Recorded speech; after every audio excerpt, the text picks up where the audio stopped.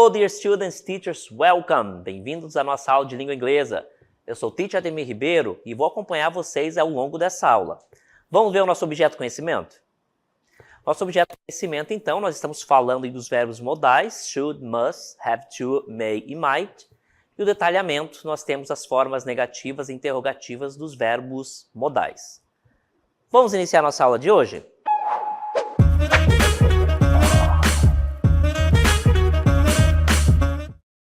A nossa aula vai tratar, então, dos verbos modais, né? Esses verbos que têm características bem específicas e que nós utilizamos aí também em situações específicas. Os verbos modais, então, é uma classificação de verbos. Tem alguns verbos, a gente vai trabalhar aqueles principais, aqueles que nós mais utilizamos. E dentro dessa classe, a gente também tem alguns verbos que nós chamamos de semimodais.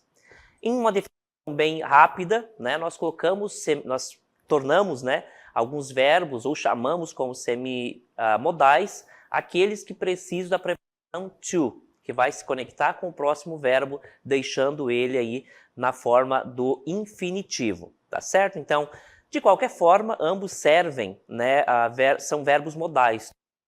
A diferença dos semimodais é que eles também são verbos que possuem, são verbos regulares, verbos normais. Mas em determinadas situações, eles também podem ser verbos modais, tá certo? Por isso que a gente classifica eles de semimodais. Então, se vocês ouvirem a expressão semimodais, eu estou me referindo a alguns verbos modais que também podem ser utilizados por vezes como verbos normais, verbos regulares, tá bom? De qualquer forma, todos eles são verbos modais. Vamos ver a definição, relembrar, na verdade, a definição do que é um verbo modal. Vamos lá?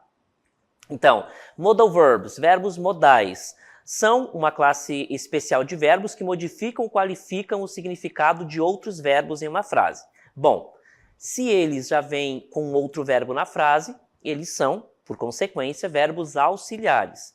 E como tal, eles não possuem uma tradução por si só, exceto aqueles verbos que nós classificamos como semimodais, que a depender da situação, eles também são verbos normais, verbos regulares, tá bom? Mas via de regra, seguindo um padrão, verbos auxiliares não possuem tradução, né? Eles não têm um sentido por si só, tá? Eles geralmente indicam, né, a capacidade, permissão, possibilidade, obrigação ou vontade de uma ação. Então, eles sempre vão levar naquele contexto onde estão inseridos algo relacionado à obrigação, vontade, ação, possibilidade, permissão, né? Eles vão estar sempre conectados com o verbo principal. A ação, quem indica, é o verbo principal. O verbo que não, no caso que está auxiliando ali, como é o caso de todos os verbos modais, ele só vai interagir, ele vai trazer uma informação a mais, mas ele não indica qual é a ação, tá certo? Vamos ver então os modal verbs que nós vamos trabalhar. Então, todos os verbos modais, né? Os verbos modais, eles têm classificações e eles têm situações em que nós utilizamos. Vejam bem, verbos modais, então, são verbos que nós utilizamos em situações específicas e nós temos essa situação. Primeiro verbo que nós vamos trabalhar, e ele é um verbo, então, que nós utilizamos somente como verbo modal, tá? Todos que nós vamos elencar aqui são verbos que são modais. Alguns, né, todos aqueles que têm o to, que precisam da preposição to depois dele, trata-se de um verbo semimodal. Mas que dentro do contexto que nós estamos trabalhando, eles são todos verbos modais. Então, primeiro, should. Should significa, ele vai, na verdade, se relacionar com o verbo principal, ele vai dar a ideia de ia, mas no sentido de dar um conselho, uma recomendação. Por exemplo, deveria estudar, you should study, tá? Deveria estudar, então ele vai dar uma recomendação, dar um conselho. Essa é a função do modal should. Outro verbo modal que nós vamos ver é must. Must é um verbo que vai ser utilizado para indicar obrigação, tá? Ele é um verbo modal que vai acrescentar ao verbo principal essa ideia de obrigação. Então, naquele contexto onde ele está inserido, ele vai passar uma ideia de obrigação. Na sequência, have to, ele vai indicar necessidade. Esse verbo aqui, gente, ele é um semimodal também, tá? Ele é um verbo modal, porque nós estamos trabalhando essa lista de verbo como verbos modais, mas ele também é um semimodal porque, a depender da situação, a depender do contexto, O have to, ele não é um verbo modal, e sim um verbo regular, um verbo normal, tá certo? Só que aí ele vai perder o to. Por exemplo, o verbo have significa ter, certo? Então, ele é um verbo que tem um significado, é um verbo normal, mas aqui quando ele tem a preposição to, aí sim ele é um verbo modal, tá? Então, um resumo assim, verbos modais, que nós classificamos como semimodais, eles carregam a preposição to logo após ele. Então, todos os verbos modais que têm o to é um indicativo que eles também são verbos que nós utilizamos em outras situações como verbos normais, tá bom? Então, tem o to, nós já sabemos que ele é um verbo modal, porque a depender da situação, ele pode ser utilizado como verbo normal, certo? Então, have to também é a necessidade, esse have to aqui, ele vai passar, então, uma ideia de necessidade, mas por uma imposição externa, né? Você precisa seguir determinadas regras, e aí eu vou utilizar o have to. É como se fosse uma necessidade mais forte, tá? Por imposição mesmo, não tem muita escolha, tá? E aí ele difere de outro verbo modal que nós vamos ver. O may, então, que nós vamos ver na sequência, ele vai indicar uma possibilidade. O verbo may e can também são dois verbos modais e que têm basicamente a mesma tradução. Nós utilizamos o may uma forma mais formal, vamos assim dizer, do que o can, mas basicamente eles têm a mesma tradução. Eu vou utilizar eles no sentido de dar possibilidade, tá? De poder, tá certo? Aí eu tenho o might, que também é uma possibilidade, mas com menos probabilidade do que o may, tá certo? Então, eu tenho aqui o might, que também é o passado aí desse verbo, tá? Ele tem é o mesmo significado, a mesma situação de uso, porém com um pouco a probabilidade menor, né, de que essa ação a qual ele está conectado ali, ele vai indicar com um pouco menor de certeza em relação ao may, tá certo? O contexto, gente, onde eles estão inseridos, vai ficar bastante claro qual é a função deles, tá? Só que nós vimos aqui, nós relembramos quais são os verbos modais e de uma forma assim, bem resumida, qual é a função deles, o que eles vão aplicar quando inseridos ali dentro de um determinado contexto. Só que nós vamos focar agora na forma negativa. Como é que eu utilizo esses verbos, né, em frases, em sentenças, só que na forma negativa? É bem simples. Nós vamos atentar pela presença do not. E aqui vai uma informação extra. Quando nós falamos em formas negativas, sempre nós estaremos falando de um verbo auxiliar, tá certo? E nesse caso, os verbos modais são verbos auxiliares, porque eles estão conectados com o verbo principal, é eles que recebem o not. Então vejam bem, as formas negativas em língua inglesa, eu me refiro a todas, quando acrescidas do not, que a tornam, que as colocam na forma negativa, elas sempre estarão acompanhando o verbo. Então, o not, que é o advérbio de negação, que é a partícula de negação, e aquela palavrinha que de fato vai indicar a negação, ela sempre estará após o verbo auxiliar, tá certo? Sempre após o verbo auxiliar. Independente da situação, o not vai estar sempre após o verbo auxiliar. Como os verbos modais também são verbos auxiliares, é eles que vão receber o not e, portanto, essa frase, esse período vai estar na forma negativa, ok? Então, formas negativas, eu vou utilizar o not após o verbo auxiliar. Olha só a definição que nós temos das estruturas, né, na verdade, da forma negativa. Vamos acompanhar? Ó, forma negativa, então, vai estar sempre dessa forma. Sujeito, subject, né, sujeito, mais modal verb, mais not, mais main verb, mais complement. Só uma informação, o mais, esse sinalzinho de mais em língua inglesa, a gente chama de plus, tá? Então, subject plus, modal verb plus, not plus, main verb plus, complement. Então, sujeito, verbo modal, mais not, o verbo not, modal vai receber a partícula de negação not, mais o verbo principal, mais o complemento, tá certo? Então, das frases afirmativas para as negativas, nós vamos acrescentar sempre o not, como nós vamos ver agora. Olha só, not é a única coisa que muda das frases afirmativas para as negativas. E eu posso utilizar isso para todas as outras situações, tá? Não somente em frases, em períodos onde eu tenho um verbo modal. Todas as outras situações em que há a forma negativa, o not vai acompanhar sempre o verbo auxiliar, tá certo? Então, not é a única mudança que eu tenho em relação à frase afirmativa, tá? Eu vou acrescentar o not ao verbo auxiliar daquele contexto.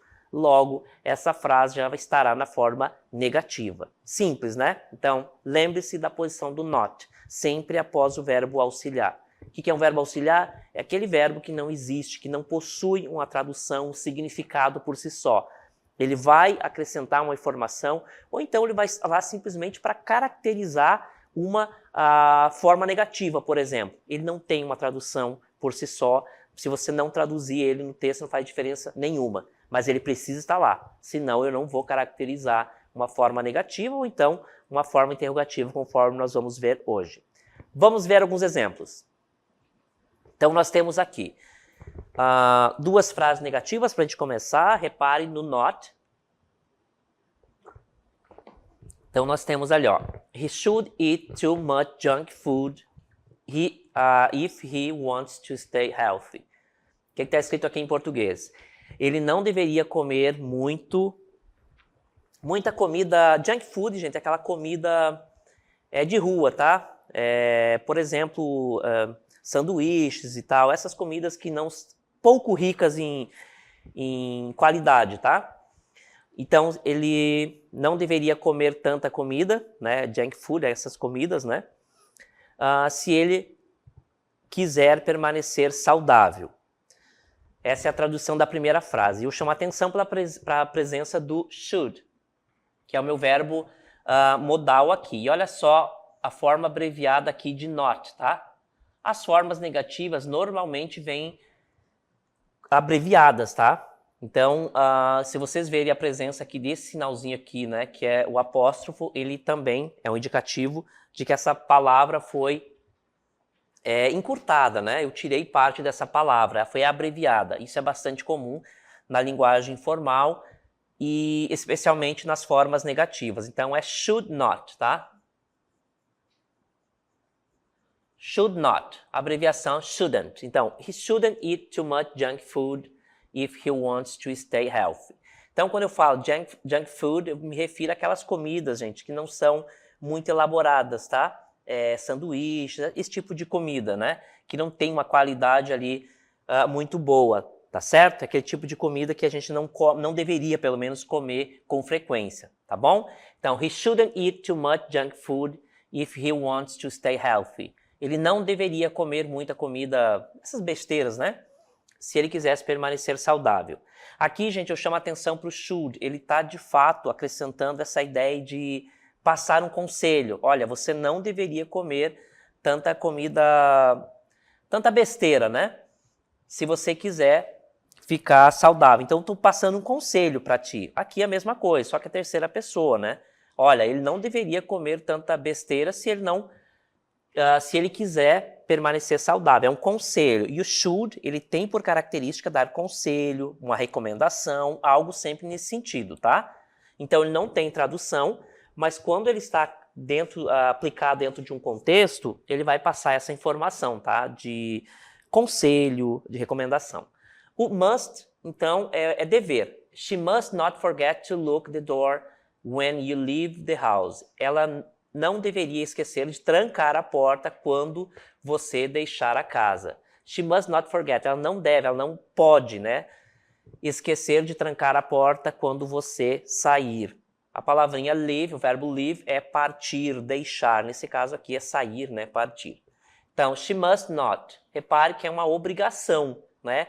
Só que não é uma obrigação, assim, impositiva, certo? Que é uma característica, então, do must. É diferente do have to. O have to é uma obrigação por força de lei, ou então, enfim, algo que te obrigue a tomar determinada situação. Não é o caso aqui. She must not forget to lock the door when you leave the house. Ela não pode esquecer de trancar, to lock, fechar, né? Trancar a porta when you leave the house, quando você sair da casa, tá certo? Então, repare que o must está sendo utilizado aqui nesse sentido de obrigação, né? De dever, ok? Que é a característica dele. Ele por si só não tem tradução, mas ele precisa Ele vai se juntar, então, com o verbo e vai dar essa ideia de necessidade, de precisar, de dever, tá certo? Diferente do should, que é um verbo modal que eu utilizo, então, para passar conselho ou fazer uma recomendação. Perceberam, gente, nesses dois exemplos aqui, o que cada um desses verbos modais leva para aquele contexto? É exatamente essa função deles. Então, quando eu utilizo should, eu vou sempre passar um conselho, uma recomendação, tá certo? Já o must é um dever, né? Eu estou passando uma obrigação. Eles por si só, isolados, não têm um significado, mas eles precisam, dentro desse contexto, estar conectados com o verbo principal. E aí sim, eles vão transferir uma informação nova. No caso do must, ele vai dar, então, essa ideia de dever, né? De obrigação. Diferente do should, que vai ser uma recomendação, um conselho, algo desse tipo, certo? Vamos ver mais dois exemplos utilizando aí a forma negativa dos verbos modais. Olha só. De novo, né, nós vemos aqui o not recebendo, então, o not está sendo acrescido ao verbo modal.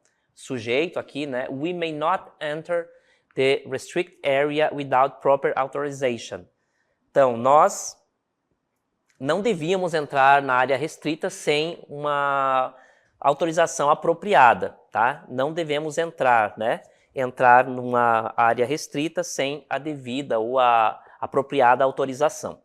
Olha só, o verbo auxiliar aqui, que é o verbo modal, recebendo o not, tá? De novo, frases negativas em língua inglesa sempre terão, né, ao seu lado ali, um verbo auxiliar, e é o verbo auxiliar que vai receber a partícula de negação not, ou advérbio de negação, tá certo?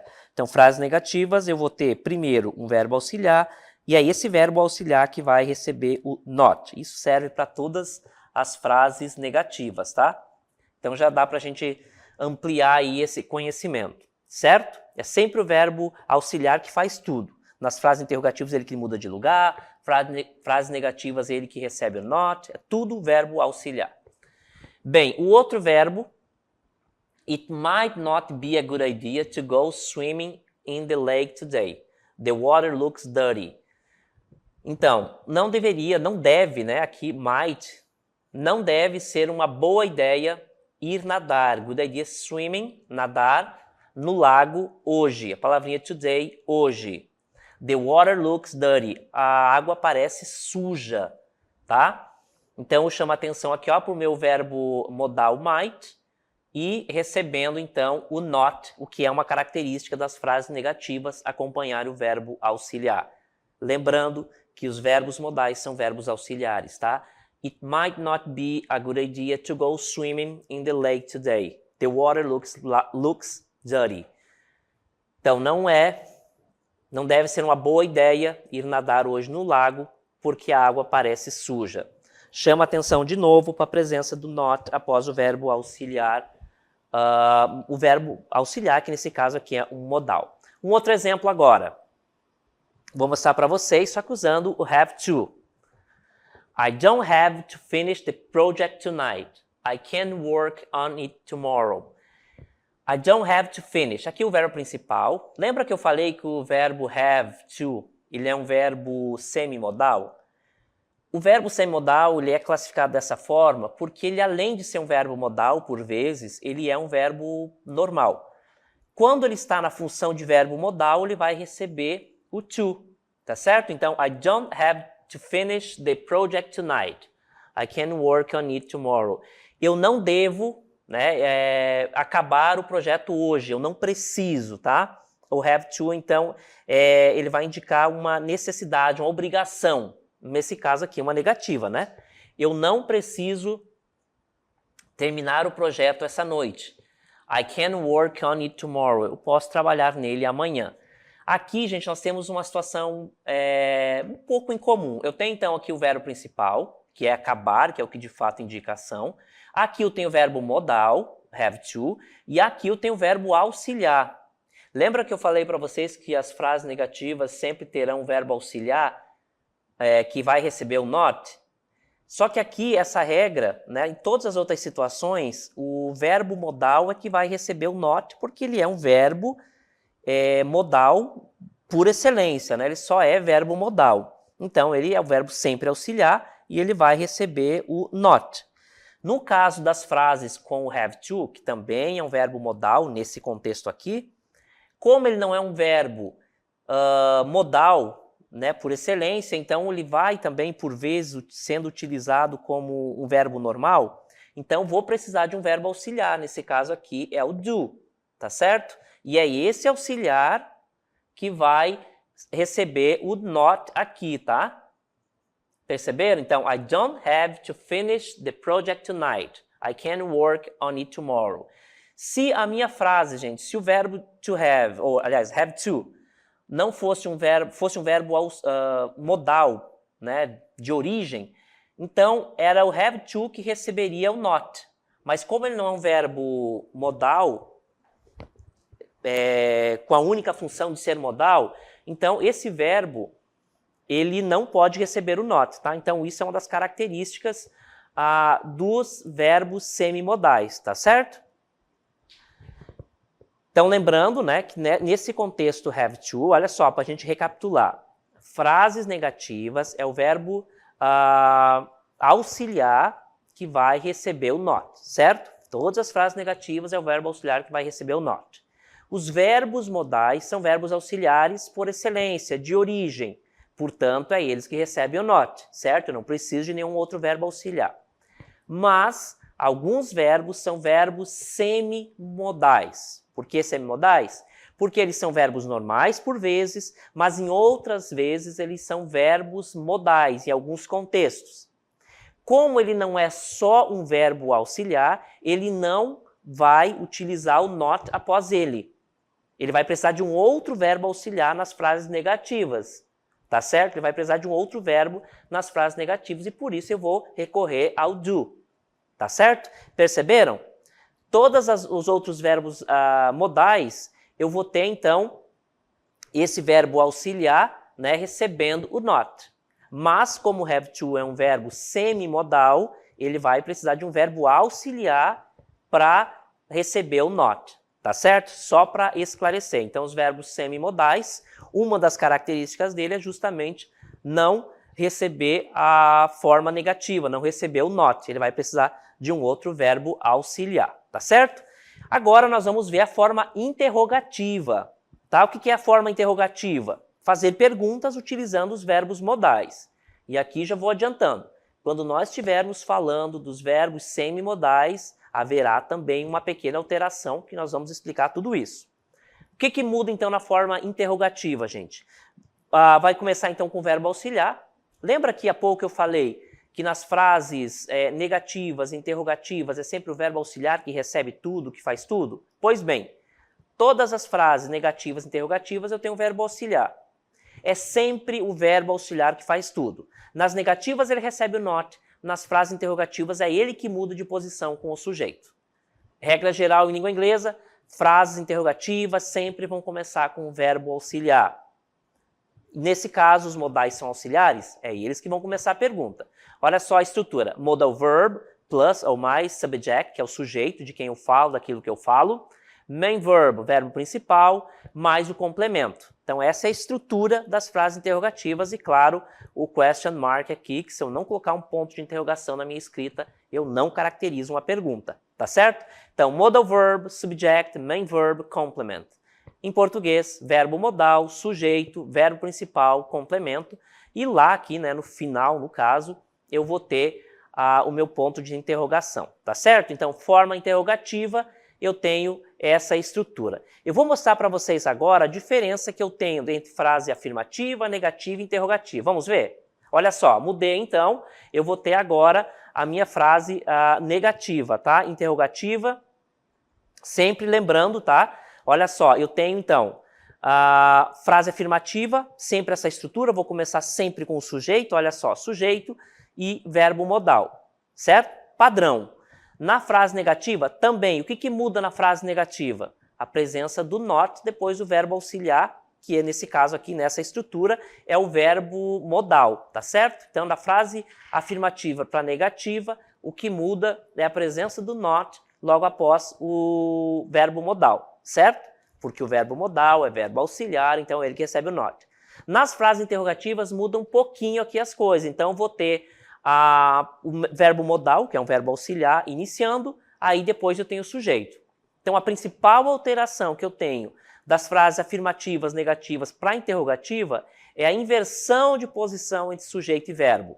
Eu vou iniciar a minha pergunta com o verbo auxiliar, como é o caso desse verbo modal aqui. Eu tenho um verbo modal, é ele que vai começar a pergunta, tá certo? Depois vem o sujeito, que é de quem eu falo, daquilo que eu falo, dentro de determinado contexto, certo? Então a frase interrogativa vai sempre iniciar com um verbo auxiliar. Os verbos modais são verbos auxiliares e, portanto, eles vão iniciar as perguntas. Vou mostrar alguns exemplos para vocês.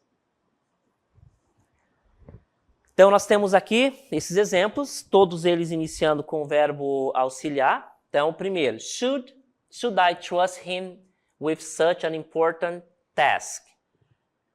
Eu deveria, né? Should I trust? Eu deveria confiar nele com uma tarefa tão importante? Deveria eu, né? A tradução literal. Mas a gente não fala assim em português. A gente vai falar, eu deveria confiar nele uma tarefa tão importante? A palavrinha task significa tarefa. Então, repara que eu tenho o verbo modal, aqui eu tenho o sujeito, aqui o verbo principal, main verb, aqui o complemento e aqui o question mark. Outro exemplo, must he attend the meeting tomorrow or is it optional? Ele deve participar da reunião amanhã ou é opcional? Então, mais uma vez, eu tenho o verbo auxiliar, que é o verbo modal, aí eu tenho o sujeito, subject, verbo principal, que em inglês é main verb, aí o complemento, e aqui, né, eu tenho, na verdade, uma separação por vírgula, mas enfim, aqui no final eu tenho meu question mark caracterizando a pergunta. Must he attend the meeting tomorrow or is it optional? Sorry. A pergunta então em português fica, ele deve participar da reunião amanhã ou é opcional?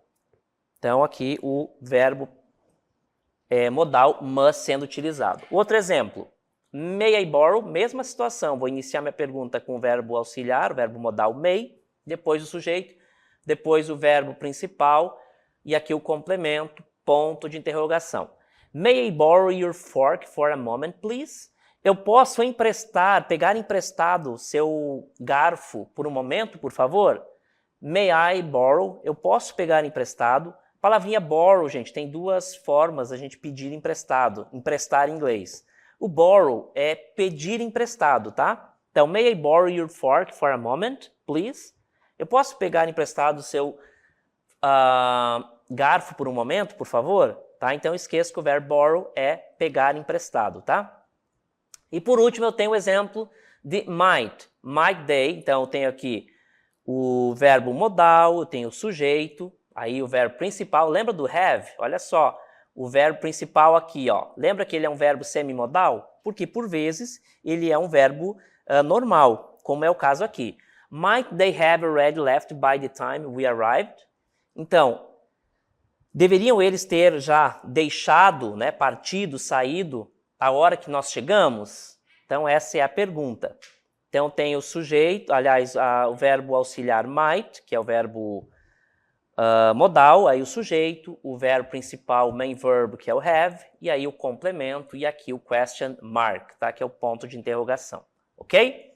Então, vocês repararam aqui que o have, ele é um verbo auxiliar, mas também, não é um verbo modal, mas também ele é um verbo que eu utilizo em situações normais, tá? Por isso que ele é um verbo semimodal, ok? Então, a pergunta, né, nós já sabemos, vai iniciar sempre com o verbo modal. Por exemplo, aqui, ó, have to. Lembra que eu falei que ele é um verbo semimodal? Pois bem, nas frases negativas ele vai precisar também de um verbo auxiliar e nas frases interrogativas, olha só. Do you have to leave so early? Você deve sair tão cedo? Não pode esperar um pouco mais? Can't you stay a little longer? Então, há duas perguntas, né, nesse contexto aqui. Do you have to leave so early? Você precisa mesmo sair tão cedo? Can't you stay a little longer? Não pode ficar um pouco mais?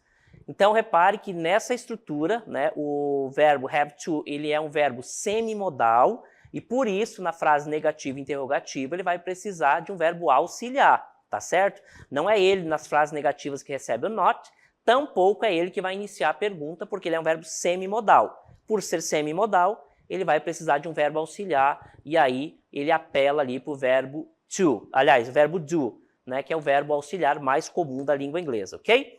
Do you have to leave so early? Você precisa deixar, né, sair ou ir tão cedo? Não pode esperar um pouco mais? Can't you stay a little longer?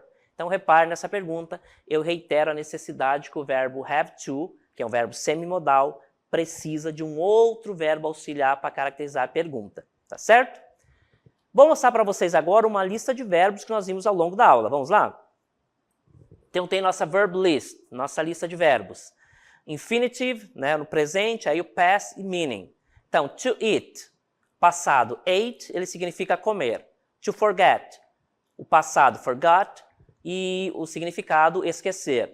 To enter, entered e significado entrar. To swim, no presente, o passado swam e no significado nadar.